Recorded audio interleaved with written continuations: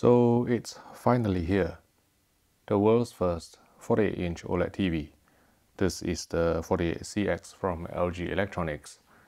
Now, maybe some of you have been wanting to buy an OLED TV but don't have space for a 55-inch display.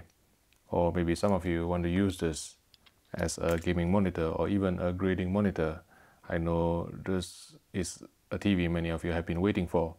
So let's unbox this and see what we get.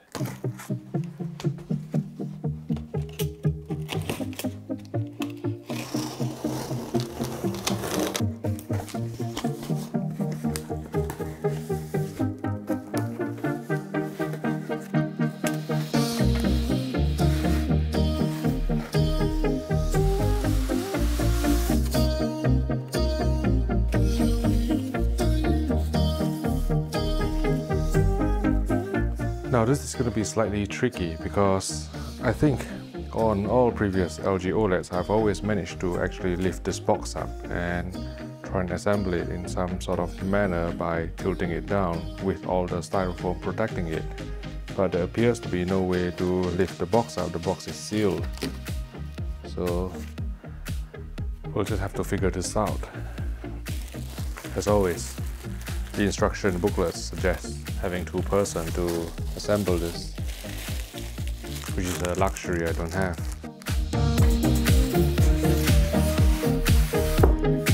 Do this upside down.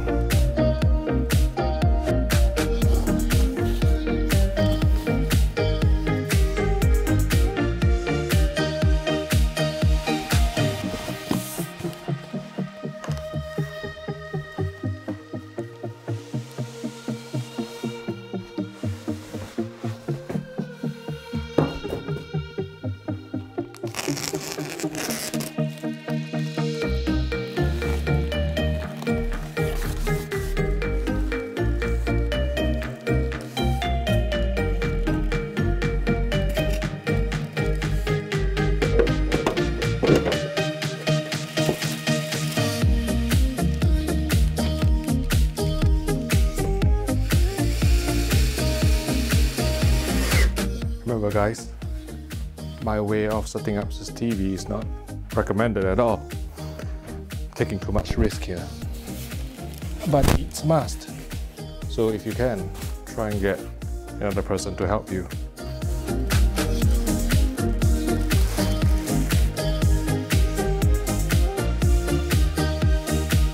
In case you're wondering why I'm opening a remote control when I already have a remote control. The other remote control is the one for the GX or G10.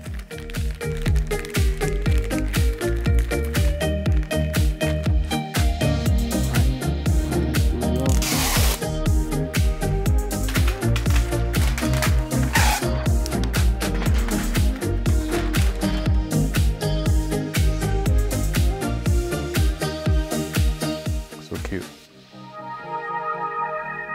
So I have unboxed this 48-inch LG CX or C10 OLED TV, and since a number of you will be using it as a gaming monitor, it makes sense for me to explain the various picture settings in game mode. Here, I've hooked it up to the PS4 Pro displaying Horizon Zero Dawn in HDR. But before I go into the user menu, I would like to give a quick shout out to Surfshark VPN for sponsoring this video.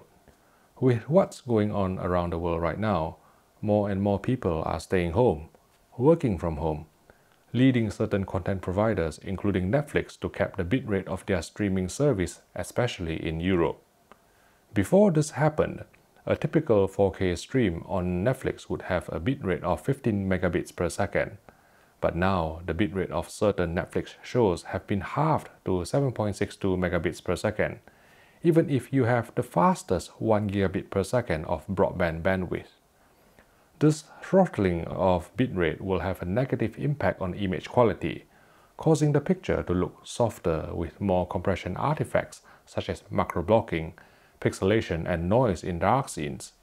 What if there's a way to access Netflix servers in another country where streaming bitrate is not capped? This is where a VPN comes in. Surfshark allows you to stream content from another country without needing you to be physically there, so you can watch Netflix in higher bit rates and better picture quality. You can also get more content that's not available in your region, perhaps the US Netflix library, which contains more movie titles. From only $1.99 per month, you can use Surfshark on as many devices as you want in your household, all at the same time. There's 24/7 live customer support, a 30-day money-back guarantee, and even instructions on how to set up the VPN on your LG or Samsung Smart TV. And for a limited time only, if you use promo code HDTV test, you will get 85% off and 3 extra months free. So sign up today and give Surfshark a try.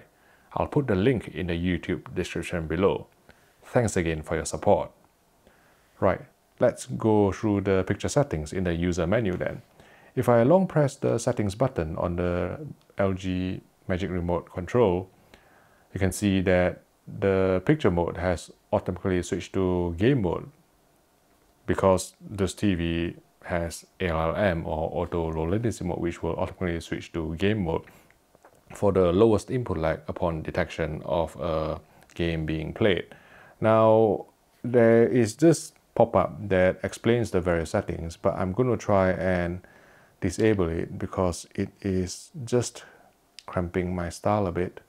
So if I can turn off settings help, go back into the picture menu, and then I'll explain the various picture settings here. Oled Light will determine the light output from this OLED TV. So it is set to the maximum of 100 in HDR, but if you lower it, then obviously the whole picture will become darker and it may negatively impact the HDR tone mapping. So I suggest that you leave Oled Light at 100 for playing HDR games. Next would be contrast. Again, this is set at 100, which is correct for HDR because it is necessary to hit the correct tracking of the PQ curve. But this actually affects the digital white level. So if you actually reduce it in HDR, what you'll be doing is to just reduce the dynamic range of the image. So just leave it at 100 for playing HDR games. Brightness determines the video black level. So if you increase brightness by too much, you'll be raising the black level unnecessarily without any increase in shadow detail. But if you drop brightness by too much, then you'll start crushing some shadow detail. Even though the whole picture may look punchier, you'll be losing out on shadow detail. So if we can go back to the default settings of 50, sharpness is basically edge enhancement. If you drive it too high, then it will increase aliasing and also exaggerate film grain. So for example, The Last of Us Part 2, my colleague Adam Fairclough did an HDR analysis of it yesterday or the day before, and he mentioned that there has been some film grain added in post to mimic a cinematic or filmic effect for the game. So if you increase sharpness by too much, then you'll be exaggerating this film grain, making the whole picture look noisier. So I would go down to 0, which is neutral for LG 2020 OLEDs. Color would increase or decrease the color saturation and luminance globally. By globally, I mean it will affect all the colors. And then tint will rotate all the colors in a global manner, again affecting all the colors, changing the hues, either clockwise or anti-clockwise with relation to the CIE chart. And if we go into advanced controls, dynamic contrast will just apply an S-curve EOTF to try and compress the highlights and then deepen the blacks to give you a more contrasty image, but it's generally not accurate to the creator's intent. Dynamic tone mapping, if we go into dynamic tone mapping, there are 3 options here: on, off, and HGIG. I'll explain what all of these mean. So let's start with off. With dynamic tone mapping off, this TV will be using a static tone mapping that will track the PQ curve as accurately as possible until a soft roll-off near the peak brightness of this display. So if you look at this sun here, If I turn it off, it will be applying some tone mapping, so you can see some detail in the sun and the surrounding cloud. But if you go into HDIG, it will be doing sort of a hard clip near the peak brightness of the television. HDIG stands for HDR Gaming Interest Group. This is a consortium of companies, including some of the major console manufacturers such as Sony and Microsoft. They are working together with display manufacturers to try and provide better HDR tone mapping. So once you select HDIG, what it's trying to tell the TV is that the console will be doing the in-game tone mapping. So the TV doesn't need to do any tone mapping, so it will just be doing a hard clip.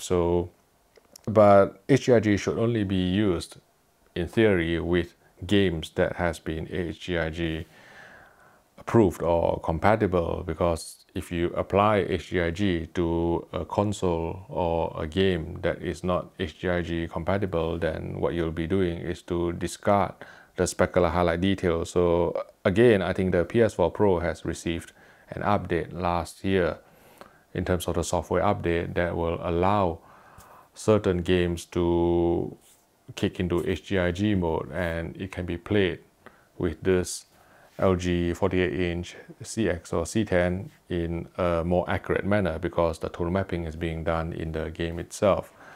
But I think for most intents and purposes, dynamic tone mapping on would probably be the one that would provide a most pleasant experience for most of you out there, because what dynamic tone mapping does is to analyze the scene in real time and then try and tone map it. So let's say the sun here maybe is 4000 nits. What dynamic tone mapping will be doing is to analyze this scene, the entire histogram, and then find that there is this sun, this bright element here that is extremely bright, and the APL needs to be lowered in order to retain the specular highlight detail. So it will be doing that on a frame by frame or even like scene by scene basis. Obviously, it may not be accurate to the creator's intent, but it will be trying to provide a fairly punchy viewing experience for gamers out there. So I'll show you the difference again between off. Off will be some soft roll off in terms of the tone mapping. HDIG will be doing some hard clipping, whereas dynamic tone mapping will be analyzing it to try and retain as much specular highlight detail as possible. But you can see that the rest of the picture has gone a bit darker, and in other scenes that are average and there are no really bright elements, then dynamic tone mapping will generally, from my experience, be elevating the midtones and brightening the midtones and also the shadow detail a bit. So we'll leave it on dynamic tone mapping for now. Super resolution is more edge enhancement. Color gamut, this offers 3 options: wide, extended, and auto. Auto is generally the most accurate setting, because what this is telling the TV to do is to adapt the color space coverage to the incoming info frame, whereas wide will always force it to the widest color gamut or the native color gamut of the panel, which is sometimes not what you want when you're playing SDR games, when you're playing a game that hasn't been mastered to the full Rec 2020. And then extended is somewhere in between, and it's generally fairly inaccurate. So auto would generally be the best setting for color gamut. And then if you go into white balance, it allows you to select various color temperature presets, and it ranges from cool, which is too blue, to warm 3, which is a bit too warm. And generally from previous LG OLEDs, warm 2 would be the one that is most accurate to the D65 white point commonly used within the film and broadcast industry. Now, I know we are talking about games currently, but the gaming industry is slowly trying to get into more cinematic sequences. They are using the correct Hollywood white points as well. So if you want accuracy, I think warm 2 would be a good starting point for the D65 white point that is used within the film and broadcast industry.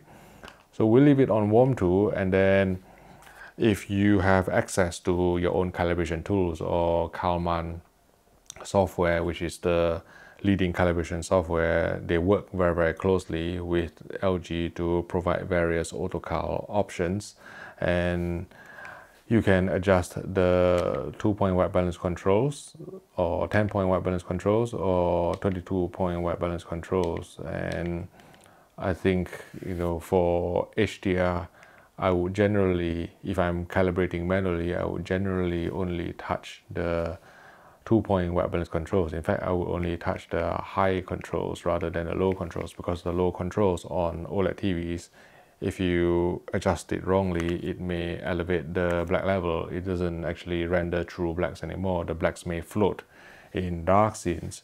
And I think if you want to adjust the 22-point in HDR, then you should seriously consider using AutoCal, which Calman offers. And there is also a color management system as well. But again, this is something that I am loath to do manually. I would generally prefer to use in HDR the matrix LUT on the Calman software. And if I can get to picture options, there is the noise reduction control. This will be applying some temporal noise reduction to try and reduce the noise in the picture. But games generally, they are so clean, and they barely have any compression artifacts anyway, so it's best to just leave it off to retain the fidelity of the image. And impact noise reduction will be applying some spatial noise reduction. Again, it's not needed for most games. Smooth gradation. Now, this is something that may be useful, especially in 8-bit SDR games. You may want to smooth over the posterization that is contained within the source signal itself. And I think when I reviewed the 55-inch CX or C10 and also the GX, which I'm in the process of reviewing at the moment, I found that it had no effect. But LG has sent word that on the latest firmware of 03.00.70, at the time I filmed this video in June 2020, the smooth gradation actually has an effect if you leave it to work for maybe 1 second, 5 seconds, or 10 seconds. So it will slowly, gradually work their effect. And maybe I've missed that in previous firmware, but I swear that I've left it a bit longer. But maybe I'm just a bit too impatient. I'm generally quite impatient. I don't hang around. That's why the ladies call me 2-minute Theo, which is not something I'm really proud of. But yes, I think according to LG, as of firmware 03.00.70, smooth gradation works, but you need to give it some time for it to take effect. So I'll be interested to test this out at some point when I'm reviewing this TV, obviously, and also the GX or G10. We'll leave it off for now. And then black level, this would be asking the TV to either go between low, which is the video level 16 to 235, obviously in the 8-bit SDR domain, and then high would be the PC level of 0 to 255, again 8-bit SDR. So if in doubt, just go for auto.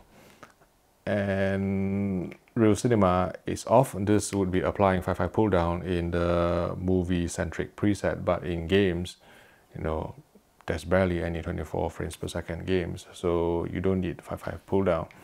And then under True Motion, you don't have any of the motion interpolation systems because all of them will add to the input lag. But what you have would be the OLED Motion Pro 120 Hz or variable intensity black frame insertion. Now, from my testing in itself, it doesn't really improve motion resolution. The low and medium settings, they don't really improve motion resolution. You need some interpolation to reach higher motion resolution. But I think what would be attractive to gamers out there would be to pair OLED Motion Pro high up. Obviously, it's quite dim now, but maybe if you're playing a game that is not in HDR or whatever, you can pair it up with a 4K 120Hz game or in VR. Again, this is something that I need to test, but I don't have an NVIDIA card or G-Sync PC at the moment to really give all this a good test. But you know, the theory is that because the black frame that is inserted is in sync with 120Hz, it will give you this really smooth, really clear gameplay that is the ultimate dream of most gamers, really, in conjunction with maybe VRR. So these are all, how should I put it, you know, options that you need to juggle, whether you can actually combine all three together or you have to select one and prioritize one. And I think for most of you gamers out there, again, I don't really have time to play much games now, but I think, you know, for most gamers out there, I think the holy grail will be combining VRR and HDR and BFI. But again, I don't know how all these will work on this TV. I will have to test more. And so if I can get out from here, I think that concludes my walkthrough of the picture settings on this 48-inch LG CX. So I'll be spending the next few weeks testing this television, and if you have any questions about this TV or if there is anything in particular that you want us to test, please leave a comment in the YouTube section below. If you found this video useful, please click the like button and subscribe to the HDTV Test YouTube channel for more videos like this. Thank you for watching, and I will see you in the next video.